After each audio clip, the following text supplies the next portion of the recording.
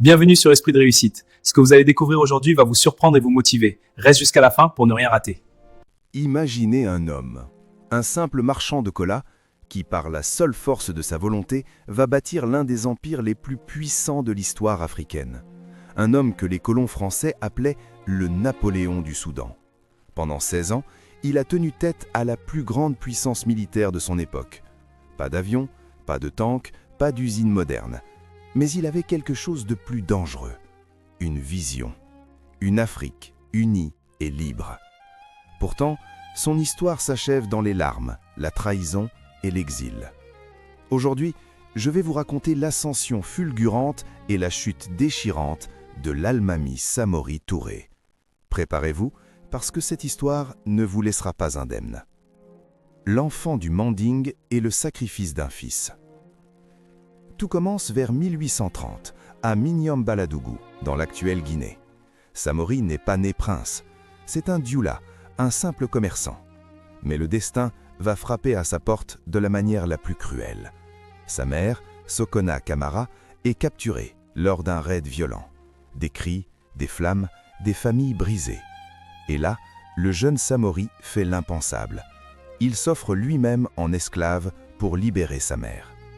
Pendant 7 longues années, il vit dans l'ombre, il obéit, il observe, il apprend. Chaque coup reçu devient une leçon, chaque humiliation forge son esprit. C'est là, dans la souffrance, qu'il apprend l'art de la guerre, la stratégie, la discipline. Mais surtout, il comprend une vérité brutale.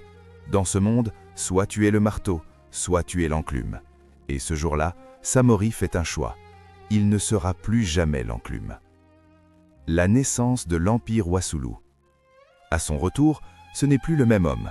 C'est un stratège, un leader, un homme habité par une mission.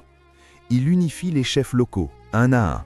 Il crée une armée redoutable, les Sofa.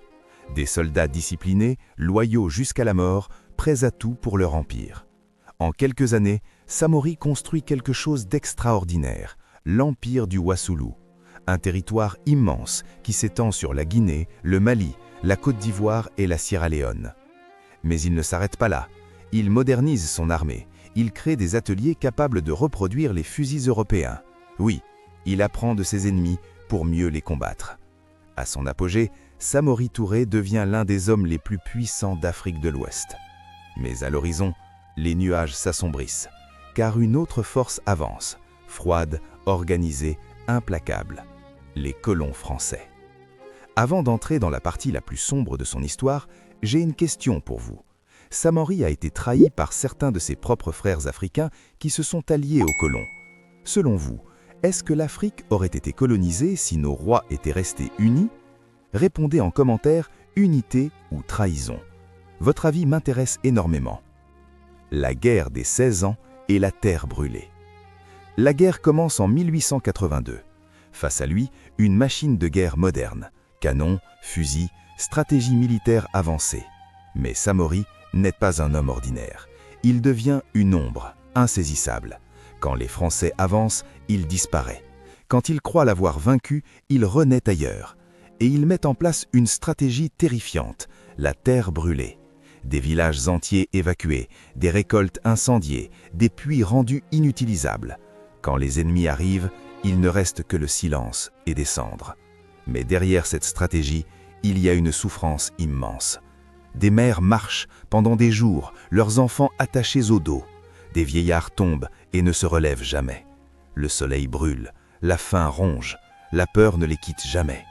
Et même les plus grands guerriers de Samori tombent les uns après les autres.